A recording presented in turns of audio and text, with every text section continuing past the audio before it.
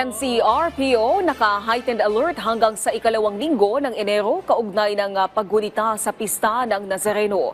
Mahigpit ding pinapaalalahanan ng publiko sa mga ipinagbabawal dalhin at sa mga hindi pinapayagang sumama sa prosesyon. Si Alan Francisco sa sentro ng balita.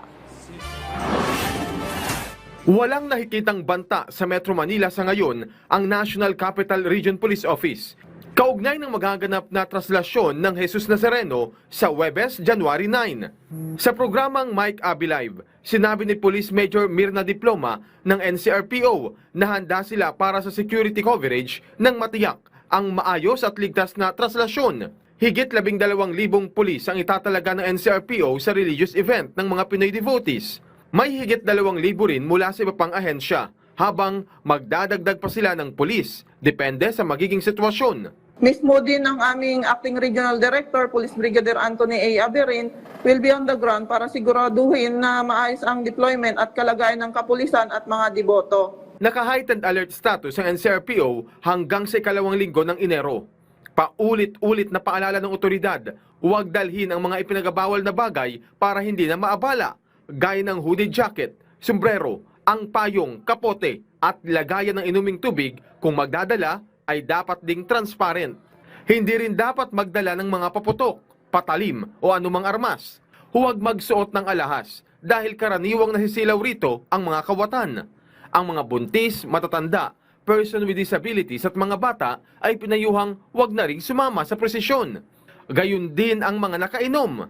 Bawal din ang mga illegal vendor. Huwag magtulakan during sa procession upang wala pong masaktan.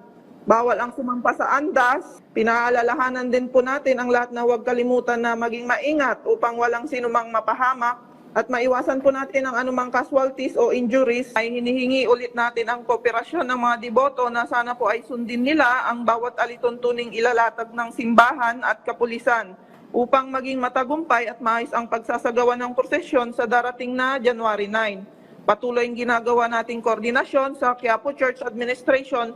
Higit 6 na milyong deboto ang dumagsa noong nakaraang taon sa traslasyon. Inaasahan ng otoridad na mas marami ngayong taon ang dadalo na magsisimula sa Quirino Grandstand patungo sa Quiapo Church. Same lang din po ang ruta natin. Last year po, ang recorded shortest time na inabot natin ay 14 hours at sa pagtutulungan at kooperasyon ng mga lalahok na deboto, hopefully po, mas mapaigsi natin ang oras. Una nang idineklara ni Pangulong Ferdinand R. Marcos Jr. bilang special non-working day sa Maynila sa January 9, kaugnay ng pista ng Jesus Nazareno. Alan Francisco, para sa Pambansang TV, sa Bagong Pilipinas.